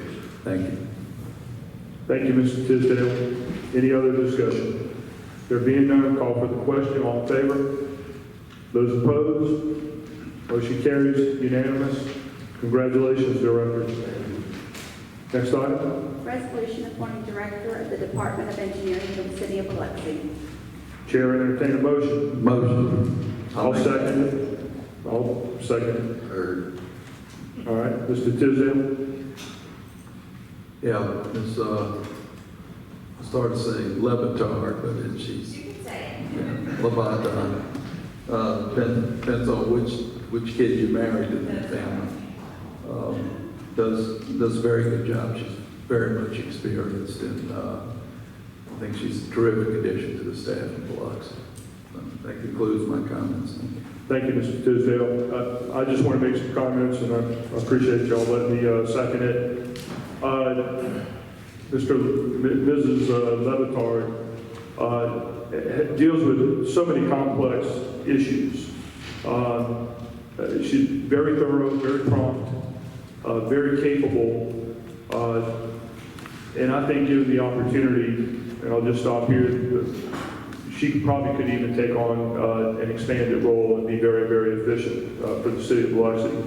But there's been many projects, not only in my ward, throughout the ward, and when we have to get her across the finish line and we have deadlines to meet, we usually get there with her professional care. So I'll certainly endorse the recommendation. Any additional discussion? Mr. Gregory?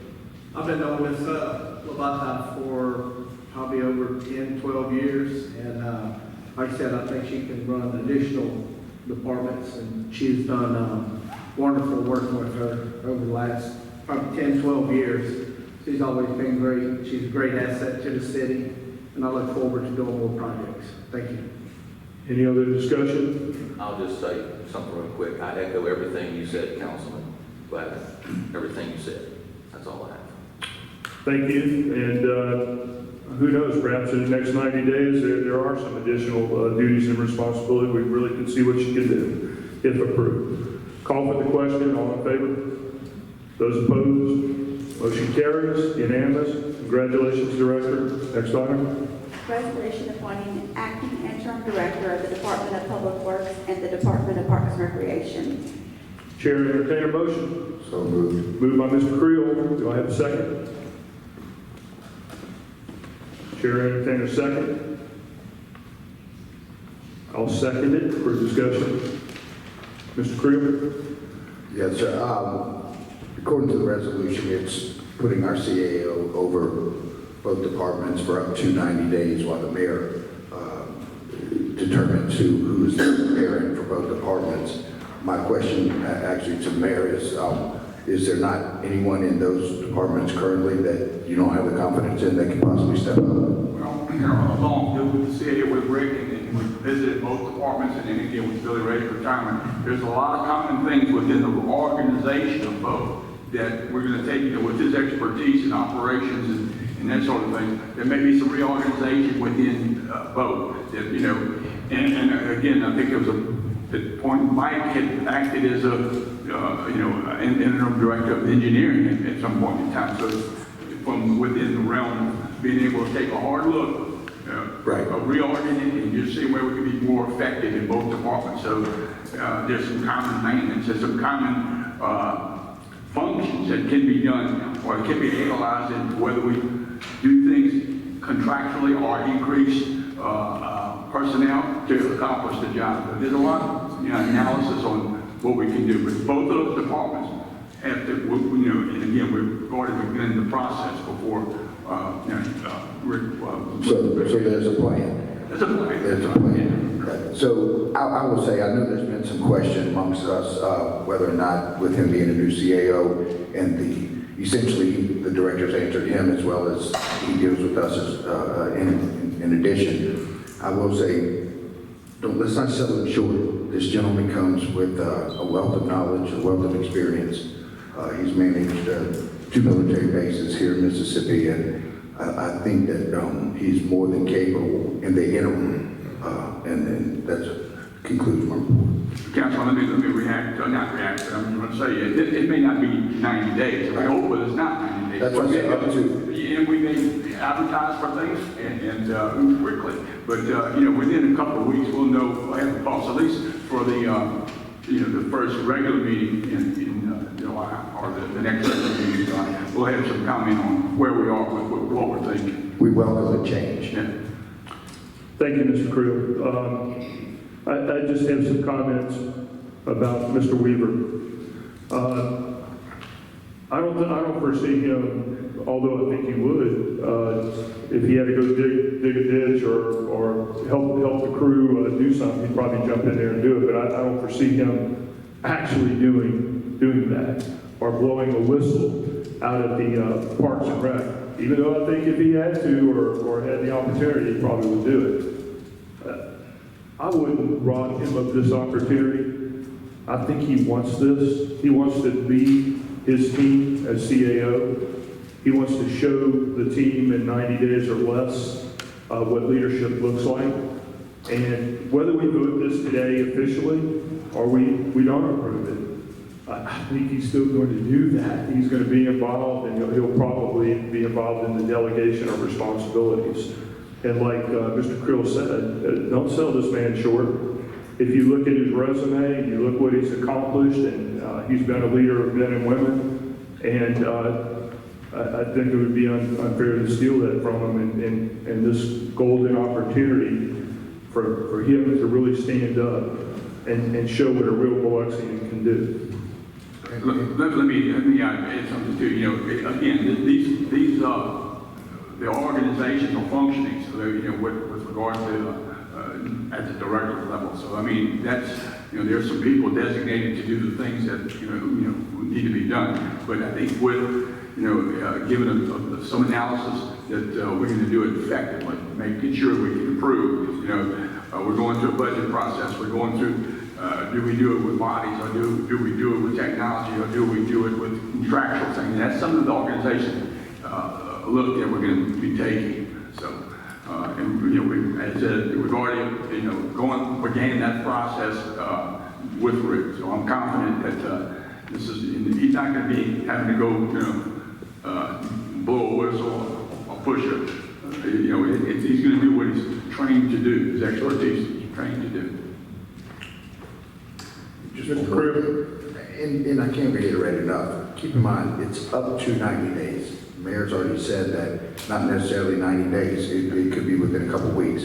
The key word here is in the interim. And I think I would rather him put this gentleman over both departments for oversight than to put someone in there just to put a position.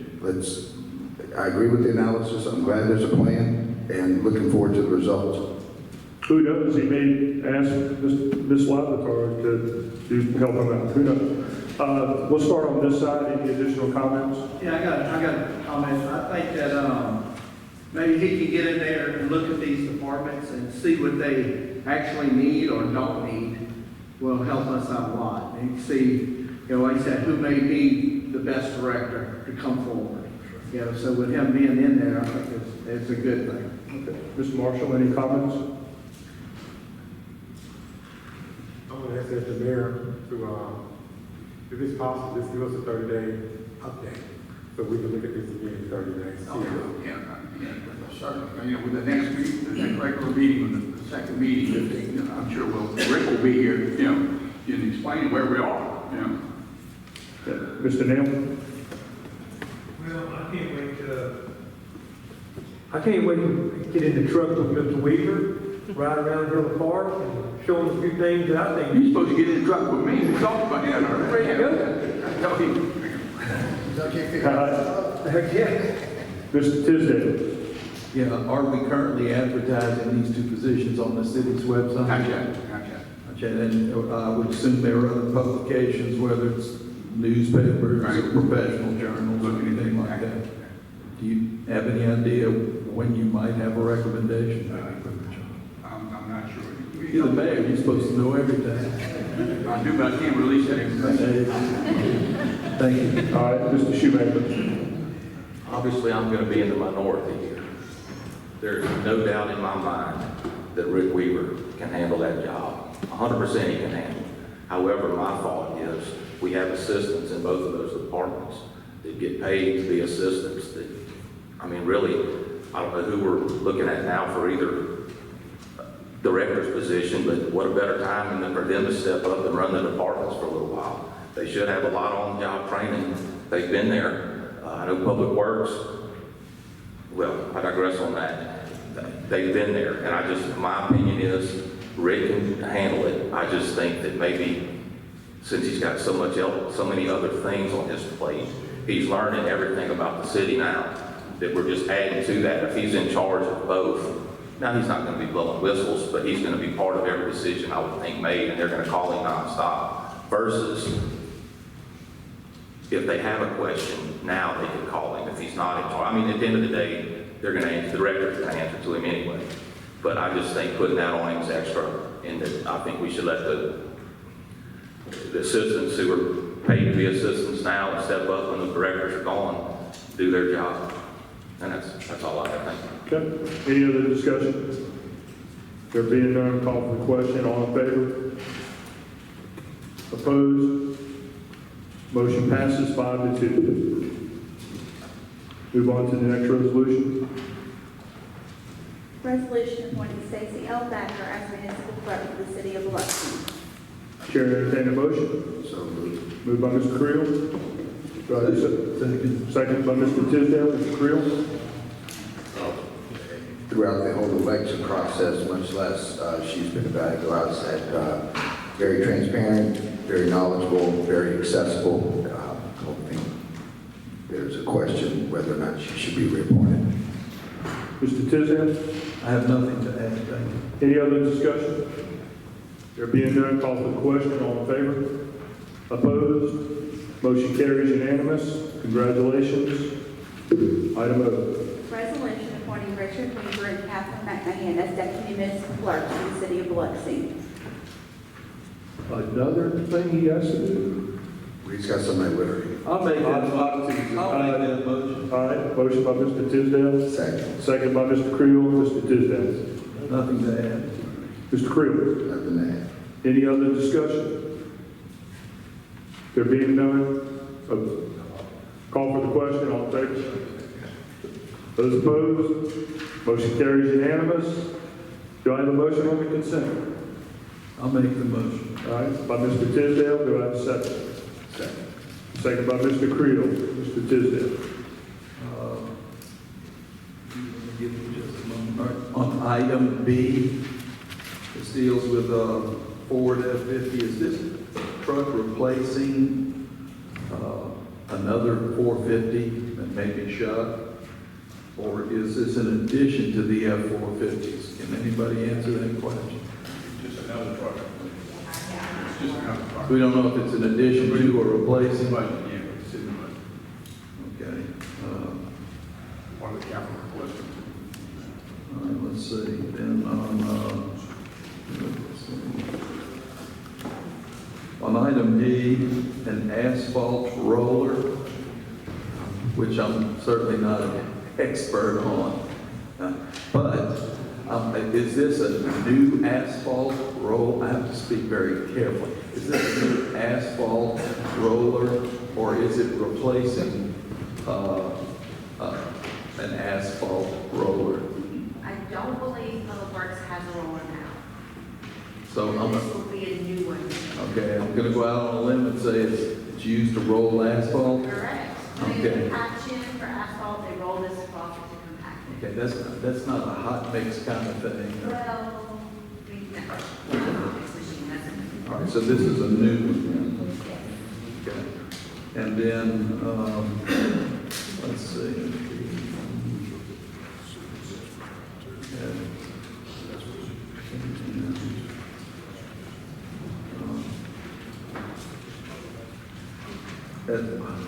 Christie, I'm sorry, I may need your help on this.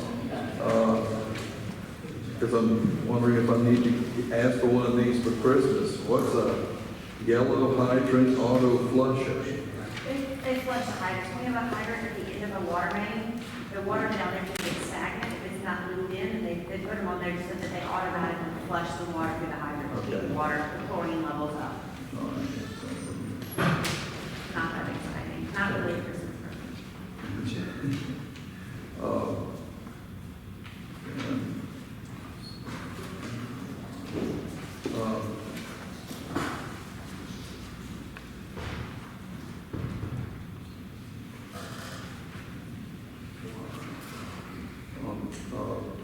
Either on item Y, this is a facility request, as is the one on item B. The Y is facility request from the National Guard, and BB is the Mississippi Department of Employment and Security. And, you know, we have to find a finding, we have to make a finding that they comply with everything that's required, right, in our ordinance.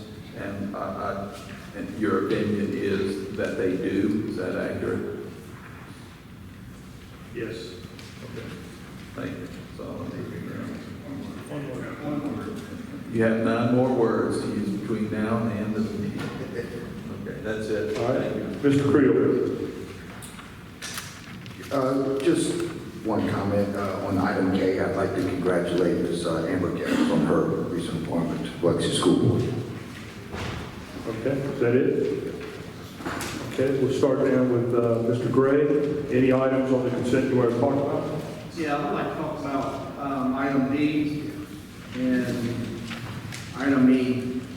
On this F-450, do we have another one that we're using? Or, I mean, what's the reason why we need such a big truck that F-350 or F-250 can't do? That was in the capital request at the beginning of the year. I'm not sure, but I can find out for you, because that request was put about Public Works, I don't have all the details, but I can find out for you. Okay, on the item E, on the 2 big decks, 40-foot trailers. Let me jump back to, I know that from the construction crew, they, even a heavy enough trucks to pull the trailers that they're doing. That's the reason, I think they were short, you know, at the beginning of last year with that. So they need some heavy duty pulling as far as that part of the organization. But the trailer probably goes along with that. D&E, right? I mean, we're just looking, you know, to try to save as much money as we can, you know, purchasing equipment that we don't need also too. Well, council, let me, in our request, that's the things that will last, you know, multiple multiple years, really, and then sometimes you can't get them in a timely way, you know, as far as ordering. So, I mean, this is, you know, everybody, you'll see in the process as we go through, capital requests, department by department. And, you know, this is certainly not a new thing. It's been on the radar, and whether it's computers or you know, whatever, the equipment is certainly a big deal. All right, I think I sent an email about a request for the equipment and the trucks. I was just seeing if we had any updates on that. Well, last week, each department has submitted as part of the process with a capital request. And it's a wish list, you know, that you have, and we'll go forward with it in the 26 FY year. But I'm not sure where they are. You know, they should have been 100% finished with those capital items. You know, the sooner you get them, the more you can put it to work. I don't have a specific answer. Okay, thank you. Councilman, you were asking for an inventory, an existing inventory, or? That's what I was asking for, an existing inventory of all the trucks and equipment and trailers that we have. Yeah, we can get you that. So that's what I was talking about. All right, thank you. Is that it? That's it? Marshall? Mr. Nair? I was just thinking, on that F-450 truck, we're not replacing the truck? No, it's added to it. Again, I'm sure, you know, they don't have too many of them in the inventory now. I can't say it's replacing it, but it's adding to what they need. But that was done, you know, in October, request on where it was supposed to be, starting in the capital budget. And that truck, just to pull those 40-foot trailers? I would think. Yep. Okay. Good. Mr. Shoemaker? Yes, I don't want to beat a dead horse. I know they've asked about Public Works. I know Public Works has purchased a lot over the last several months. I don't question it, but I do have two questions on these today. The super vacuum assisted diesel bypass pump. I know Public Works. Which item? I'm sorry, that's item A. Director, do you? I actually have to get it. Oh, do you? Yeah. Impressive. I helped them work on this back for it. This particular pump works with with an existing lift station that's, it's on Park Drive lift station that has to pump a long way, and so that's specific for that station. Okay, good. And I knew we just purchased a vacuum recently, and but it's two different things. Two different things. The pumps they just purchased recently are not strong enough to pump for that particular station, and so that's why they went back and got this. Okay, one other question. Sure. You mentioned we don't have a asphalt roller. What do we normally do? Honestly, I'm not really sure. I think they just put the asphalt in there and probably man tape it down. Yeah, because they only do small patches. You know, they only do small potholes. Anything other than a small pothole, we contract out. Yeah. So like something like the size of this. They probably need a very small roller to do things that may need a little bit larger than this. Thank you. That's all. That's it. I'd like to take this time just to let, and y'all may know this, so pardon me if I'm telling you something you know. This is the consent portion. If there's any items on it that you don't agree with, we will approve the consent agenda, and then I'll go ask for exceptions. And if you have an exception to certain items on here, you would let the clerk know which ones you're not in favor of, and she'll record that. She'll record that in the minutes. One more thing I'd like to add, Mr. Gray, if you have an issue with something and you want to pull something off the consent agenda, to table something specifically, you have that right. You would need a second, and you would need a consensus to be able to do that. So that being said, I'll go ahead and there being no more discussion, all in favor of the consent? All opposed? Motion carries. I'll ask for any exceptions. Mr. Gray, any exceptions? Mr. Marshall, any exceptions? Mr. Nail, any exceptions? Mr. Creel? Mr. Tisdale? No. Mr. Shoemaker? And I have none. The consent is approved without any exceptions. Move on to where are we at? code enforcement hearings. We'll go ahead and open those up. Item A on the council agenda, Miss Margaret LLC, 331 Bayview Avenue, that case has been resolved. Item B, Nancy Claire and Dick Holloway, 319 Lemieux Street, this property is still in violation. What is the violation? Overgrowth. Most of the cases that we're going to have during the summer and early fall are going to be overgrowth. And then what we do during the winter is we focus on dilapidated structures and those kind of things. But all we can do is stay on top of overgrown lots right now. Yes. No. Go ahead.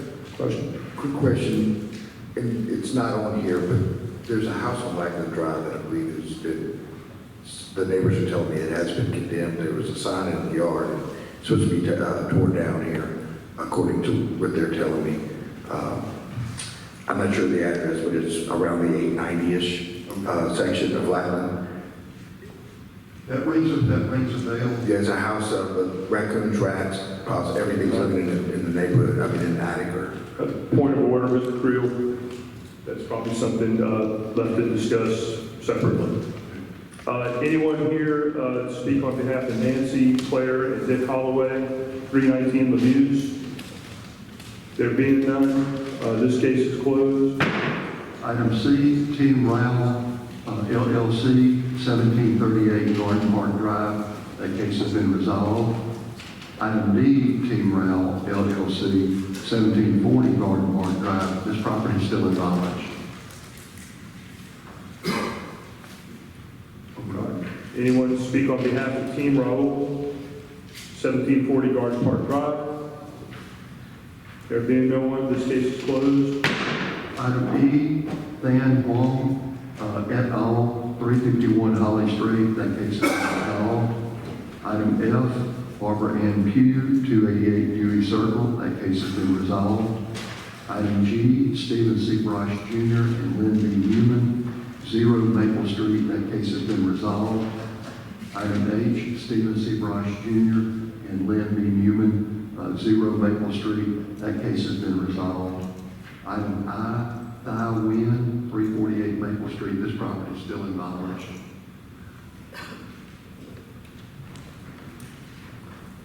Is there anyone here to speak on behalf of Thai Win, 348 Maple Street?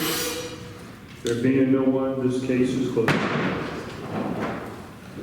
That'll wrap up code enforcement. We'll move on to routine agenda. I need a motion. So moved by Mr. Tisdale.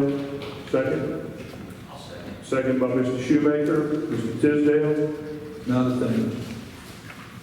Mr. Shoemaker. Nothing. Like to call Walt Brody up here. This is usually George Lawrence, part of the council meetings. And let me explain go ahead, Mayor. Unofficial. When I first became mayor, we had 55 miles of streets going up.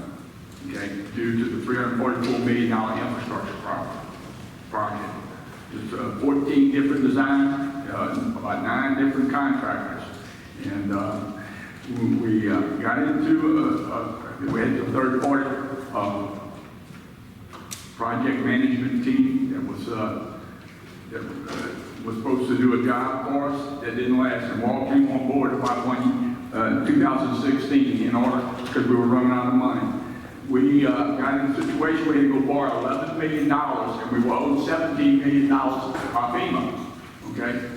We owed our meeting, it took us a year. I think Councilman Tisdale was with us and trying to figure out how do we make this thing work. We had one primarily, the North contract, which turned out to be about $119 million. And really every day it's been, as I mentioned last night, it's been part of our DNA, what's going on with infrastructure.